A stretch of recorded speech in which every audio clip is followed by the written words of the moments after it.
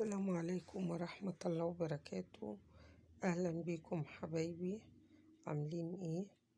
النهاردة بقى أنا عملت لكم الحلقة دي عن مجموعة ورق الشجر، طبعا عشان نتعلم نعمل إزاي ورقة شجرة تحت وردة، وعملت لكم وردة على سبيل المثال معاهم. نبدأ بسم الله الرحمن الرحيم، والصلاة والسلام على أشرف المرسلين سيدنا محمد عليه أفضل الصلاة والسلام. هنا بقى المجموعة الحلوة دي أنا طبعا هقول لكم عمايلها ومقاساتها، بس طبعا مش هكتب على الشاشة المقاسات لأن كل ورقة من دول ليها مقاس معين. يعني مثلا الورقة دي أنا عايزة لها حوالي من 6 سنتي ل8 سنتي، يعني ممكن تعمليها ب6 سنتي وممكن تعمليها ب8 سنتي. الورقة اللي في ايدي دي 6 سنتي من عرض 2.5 سنتي زي ما انتوا شايفين. هقصهم من الحرف على هيئة مثلث، وهنزل بيهم برضو لسع بالنار على خط النص بتاعهم. وبعد ما هعملهم بالطريقة دي واظبطهم هبدأ اعمل التضليعات اللي هي ايه، عروق ورقة الشجرة، العروق نفسها. طبعا بنعملها ازاي هوريكم دلوقتي احنا بنعملها ازاي. وبنجزع القماشة على هيئة انها ورقة شجرة ازاي، او بصوا بالطريقة دي بتني على العلامة اللي انا عايزاها، ايا كانت العلامة بالطول او بالعرض حسب ما انا عايزاها، وبروح لسعها بالولاعة واروح دايسة عليها بايدي، او لو ماسكة الجفت طبعا الجفت احسن وبيدي المقاس مظبوط. بس انا فضلت في الورقة دي ان انا اشتغل بايه، في الورق دون ان انا اشتغل بايدي كده على طول، عشان اللي ما عندهاش جفت ما تحتاجش وتقول ايه انا ما عنديش ومش هعرف اعملها. لا، هي بتتعمل بالايد برضو احسن برضو من الجفت او زي الجفت.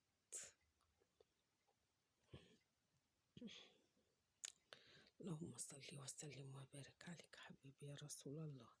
طبعا انتوا عارفين تجزئة ورقة الشجرة بيبقى شكلها ايه، يعني مش محتاجة ان انا اقول لكم، بس انا بديكوا برضو الفكرة تعملوها ازاي.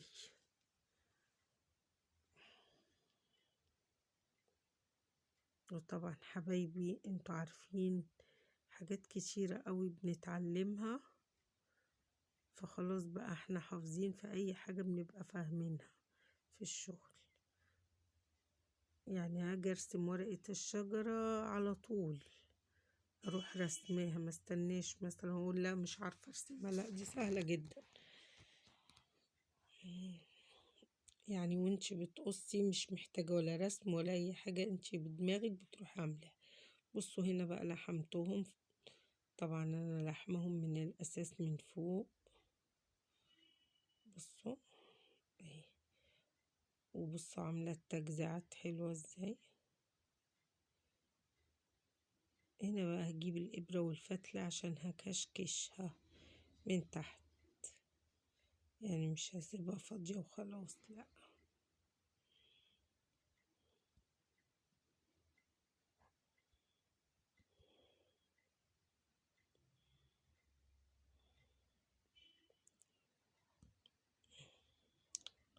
كده طبعا كشكشتها.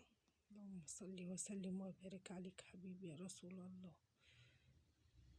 هبدأ بقى ايه عشان اقطع الفتلة. الطول زي ما اتفقنا من 6 ل8 سنتي، عايزاه 6 سنتي اعملي، عايزاه 8 سنتي اعملي، حسب طول اللي انت عايزاه لورقة الشجرة.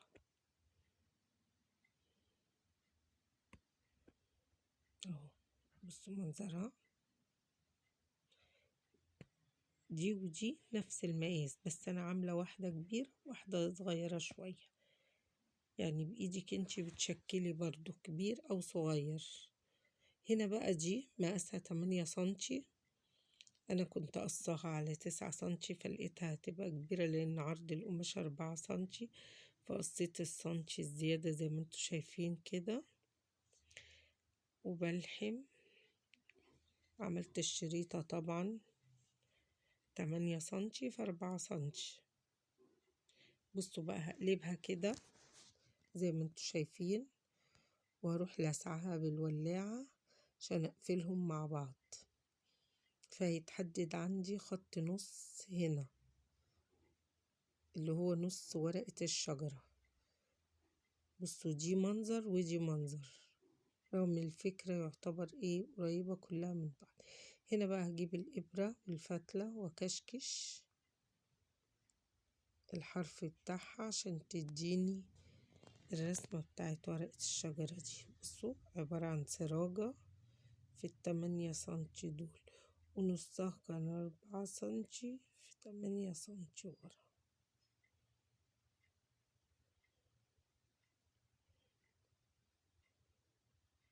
زي ما انتوا شايفين كده. اللهم صل وسلم وبارك عليك حبيبي يا رسول الله. اما شديت الكشكشة بصوا اديت منظر للورقة حلوة جدا.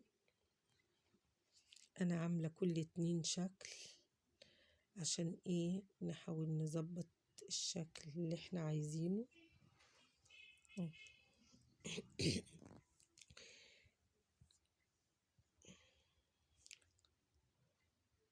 هنا بقى دي 4 سنتي برضو في طول 4 سنتي، هعملها على هيئة برضو ورقة الشجرة.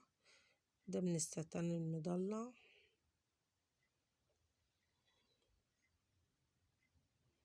بصوا هجيب النص كده والسع بالولاعة، احدد النص بالطول، بطول الايه الشريطة اللي هما ال4 سنتي. لسه ما عملتش حاجة في العرض.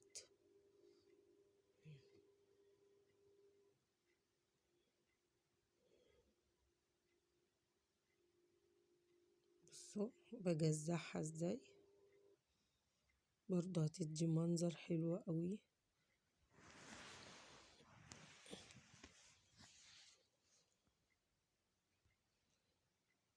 الافكار كتير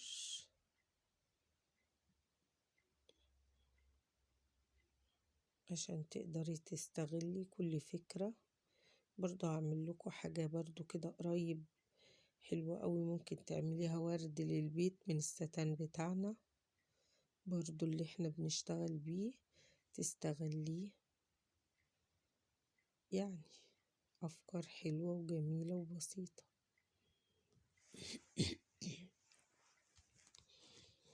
بصوا اديت التجزيعة ازاي بقى. اروح قصة بقى ايه على هيئة ورقة الشجرة بعد التجزيعات دي اللي انا عملتها، اللي هي عروق ورقة الشجرة.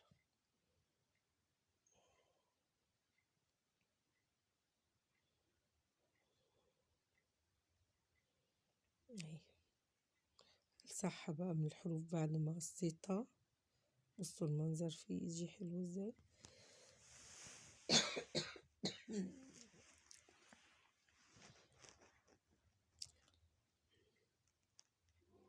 انا حاولت اعمل لكم الالوان مختلفة شوية بس قريبة لبعض عشان تنفع زي ما انتوا شايفين كده. بصوا المنظر حلو جدا. ادي ورقتين تانيين طبعا شكل تاني.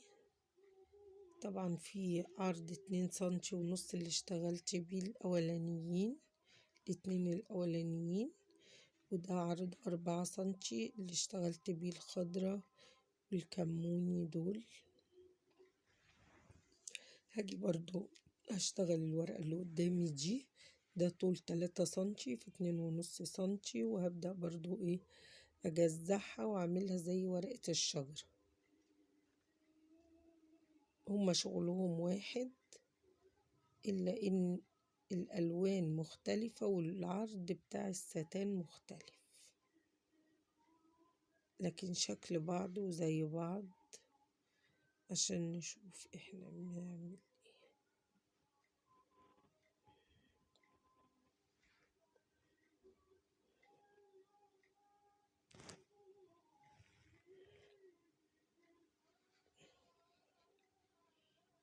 بصوا بعمل التجزيع ازاي، اللي هو ده اللي هي العروق بتاعت ورقة الشجرة.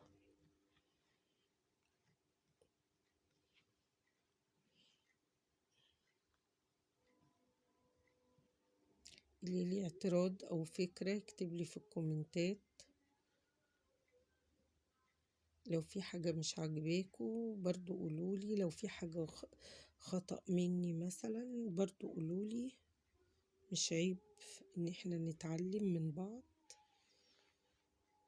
هنا بقى بصوا انا بقصها على هيئة الورقة اللي قصادي دي، ورقة شجرة عادية، وهبدأ بقى ألحمها بالولاعة من على الحروف، يعني ألسعها، يعني سوري، لسع كده من على الحروف داير ما يدور.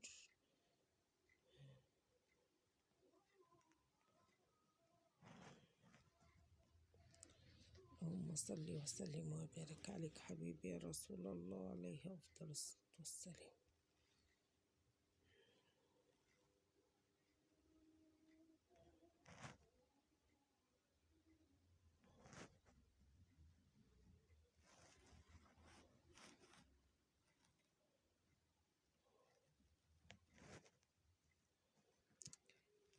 جميلة وبقت حلوة. هعمل الورقة التانية زي برضو اللي قدامي دي اللي جنبهم، برضو بطريقة تانية مختلفة شوية.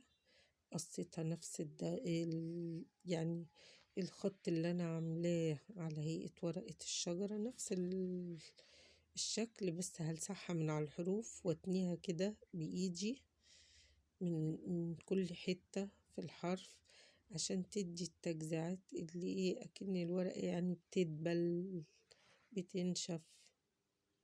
الشكل جميل. حبايبي اللي وصل معايا لحد كده في الفيديو فضلا وليس امرا يفعل زر الجرس ويدوس على الكل، ده اللي ما اشتركش، واللي اشترك يعمل لايك ويعمل سبسكرايب عشان الفيديو يترفع لأكبر عدد ممكن يا حبايبي. بصوا هعمل برضو نفس الموضوع، ورقة شجرة خضرة برضو زي اللي قصادي دي، بس يعني دي ستان وجه واحد اهو. هعملها برضو على هيئة ورقة الشجرة وقصها والسحها من على الحروف، مش هعمل فيها تجزيعات، هشتغلها عادية مفيهاش تجزيعات برضو. السحها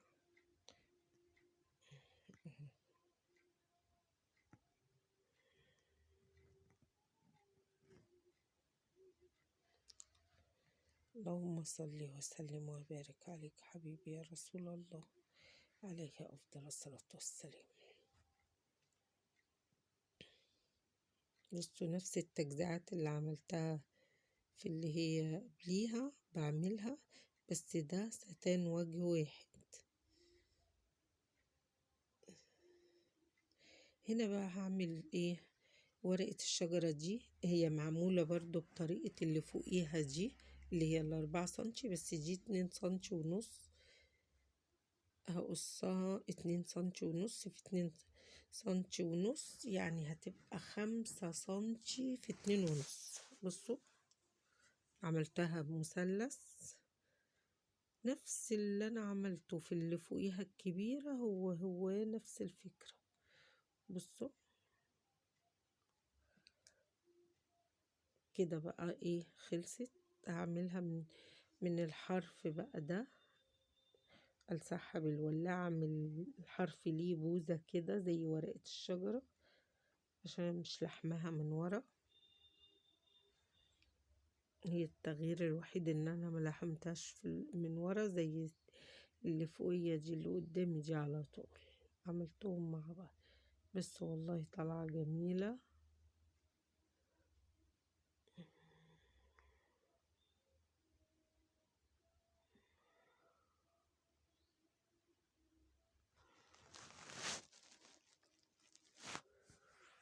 هنا بالطريقة الحلوة دي هبدأ بقى معاكم اعمل يعني زي وردة، بس انا هعمل حتة منها بس. بصوا خدوا بالكم، يعني مش هعمل الوردة كاملة، انا هعمل بس واحدة بس منها، واحنا هنجمعها. هما بيبقوا 8 يعملوا وردة، ممكن 6، بس انا بعملهم 8 الصراحة في الوردة دي. بصوا الشكل هو ده، مش صعب. بصوا انا عملت مثلث وتنيت المثلث من الحرف ده ومن الحرف ده، عملته زي مربع صغير زي ما انتوا شايفين كده، واروح قلبه بالطريقة دي لورا اهو، بعد ما لسعته بالنار هتديني الشكل اللي انا وريتهولكوا ده اهو. هو الشكل ده. هقص بقى بالايه، بالمقص الزيادة من ورا والسحهم كلهم مع بعض. دي بتعمل معايا وردة شكلها حلو قوي. ممكن احطها على توكة، احشيها في توكة زي ما انتوا شايفين كده اه. بصوا المنظر جميل قوي.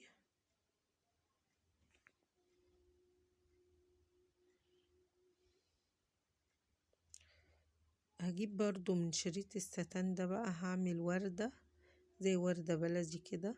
بصوا 4 سنتي في 4 سنتي، 3 ورقات الأول اللي هحشي بيهم الوردة اللي هعملها. اللهم صل وسلم وبارك عليك حبيبي يا رسول الله.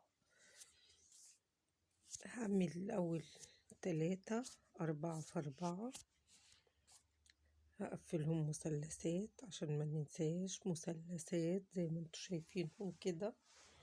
يعني هتني ال4 سنتي نصين بس على هيئة مثلث اهو زي ما انتوا شايفين المنظر ده. وطبعا قدامكم ورق الشجر اللي اتعمل ده.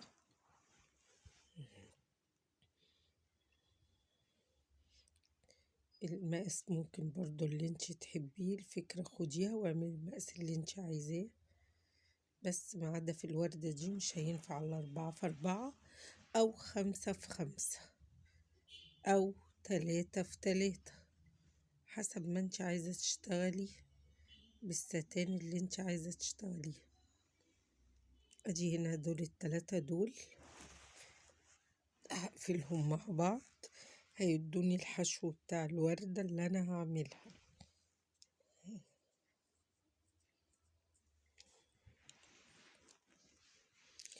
يا مسهل يا رب، استغفرك واتوب اليك يا رب العالمين. اللهم انك عفو كريم تحب العفو اعف عنا وعن جميع الأموات يا رب العالمين. استغفر الله العظيم. اللهم صل وسلم وبارك عليك حبيبي يا رسول الله. هنا بقى عملت حشو الوردة، خليكوا فاكرين انا عاملاه 3 مثلثات، اداني المنظر ده. طبعا هو مش باين اوي المنظر، بس هيبان لما اعمله في الوردة.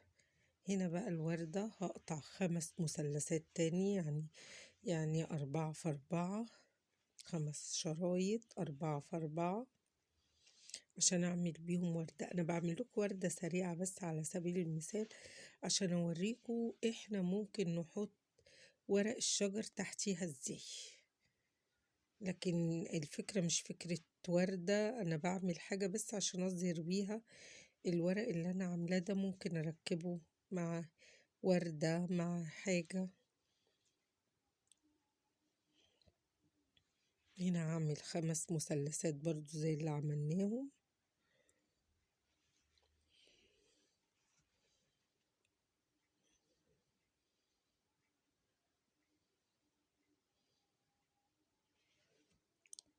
زي ما انتوا شايفين كده.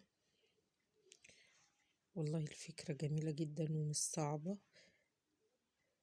وبعدين ممكن تستغلي لما تعملي ورق زي ده، ممكن تعمليه على مفرش بورد، ممكن تحطيه يعني على حاجات كتيرة قوي تستعملي، ممكن في توكة.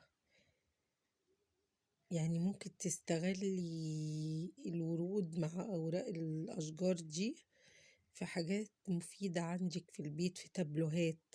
ممكن تعمليه تابلو على الحيطة معمول بورود، مثلا ألوان البينك والأصفر والكناري، الألوان الحلوة المبهجة، ممكن مع الأبيض لون الصفاء تعملي بيه مثلا مجموعة ورود مثلا، أحمر، بينك، أصفر، بلو. انتي اللي انتي عايزة مثلا تشكليه شكليه وحطي معاه الورق ده.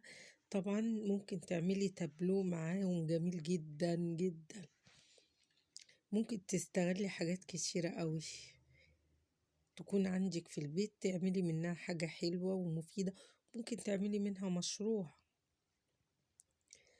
يعني التابلوهات دي برضو بتتباع حلوة قوي لما تعملي بوكيه مثلا ورد على ورق وتعمليه زي تابلو كده جميل، برضو بيجيب يعني برضو ربح. تقدري تستغلي قعدتك مثلا في البيت، تعمليها لصناعة فن انت تحبيه، حاجة انت تحبيها وحاجة انت تكوني مثلا محترفة فيها. يعني انت عارفة ممكن ترسمي لوحات بالورود، بالستانات دي، حاجات بتبقى جميلة وفخمة كده جدا وقيمة.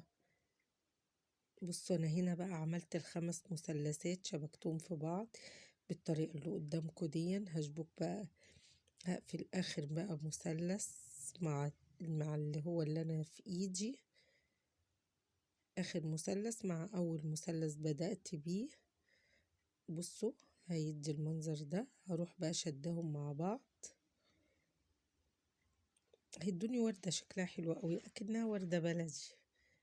يعني دي طريقة مختلفة مثلا غير الورود اللي انا بقعد اعملها لكم. دي حاجة تانية برضو، في مجموعة ورود ممكن برضو اعمل حلقة عنها، ازاي نعمل ورد من الستان بطرق مختلفة. ان شاء الله برضو هعملها لكم،